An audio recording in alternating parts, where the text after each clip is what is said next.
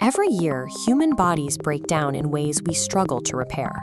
One of the most common orthopedic injuries is a torn knee meniscus, leaving joints without their natural cushion.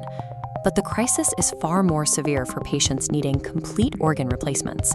In 2023, of the Canadian patients removed from transplant waitlists, 31% had died while waiting.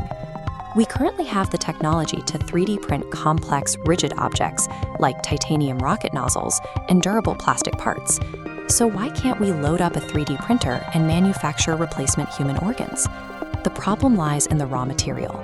You can't print a heart with plastic. You have to use bioink, a highly sensitive, living mixture of human cells, proteins, and nutrients.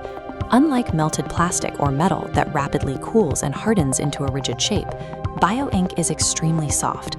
It has almost no structural rigidity. Biological manufacturing logic fails when it is forced to follow the same rules as industrial manufacturing. The primary antagonist stopping us is right under our feet, Earth's gravity. As a printer tries to stack layers of soft bioink, gravity pulls down on the material. To fix this, researchers on Earth use rigid, artificial scaffolds to prop up the bioink. But biology often rejects these scaffolds. The human immune system attacks them, or the scaffolds interfere with the tissue, creating structural defects. And if you attempt to print soft human tissue on Earth without one of these artificial supports, the bioink simply collapses under its own weight into a useless, gelatinous puddle. We are left with a paradox. To successfully print human parts, we have to find a manufacturing floor where the laws of gravity no longer apply. To find that environment, we have to move off the planet entirely, up to the International Space Station. Objects in orbit are in a state of continuous freefall around the Earth.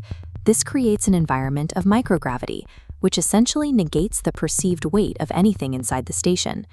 Taking advantage of this environment, a company called Redwire Space installed specialized hardware aboard the station known as the Biofabrication Facility.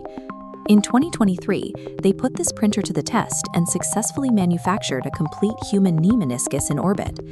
Without Earth's gravity dragging material downward, the printer extrudes fine layers of bioink that float exactly where placed. The microgravity environment acts as an invisible scaffold. Complex internal gaps hold perfectly steady in midair, completely removing the need for artificial supports. The International Space Station provides the unique physical environment necessary to assemble biological structures that are impossible to build on the ground. But building a squishy meniscus in orbit introduces a complication. If you immediately load that freshly printed tissue onto a return capsule, the extreme G-forces of re-entry will instantly flatten it back into a puddle.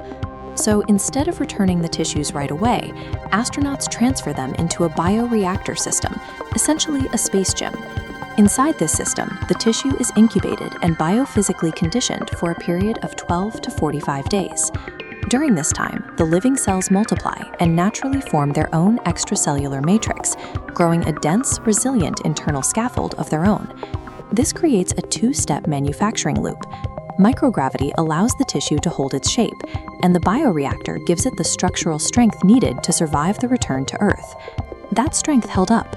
The printed meniscus successfully survived the journey back down to Earth for researchers to analyze. This successful print serves as the foundational validation for a much larger scaling biomanufacturing industry. Another company, Lambda Vision, is already using the space station to manufacture artificial retinas made of 200 alternating layers of protein. On Earth, gravity causes sedimentation defects in these thin films. Microgravity is required to ensure perfect layer uniformity and high optical clarity. Meanwhile, the European Space Agency has developed a handheld device called Bioprint First Aid, which can print protective wound healing patches directly from an astronaut's own skin cells. The International Space Station has matured into an operational production facility for advanced medicine. While much of this hardware is tested to keep astronauts healthy during deep space missions, the impact of this technology will reach patients on Earth. As the hardware improves, researchers aim to scale this process up to print full, complex organs on demand, directly addressing those deadly transplant waitlists. By utilizing orbit, we bypass the physical limitations that have held back regenerative medicine for decades, creating a new path to treat biological defects. To cure our most complex biological vulnerabilities, we must rethink our relationship with gravity and move our most vital manufacturing off the planet.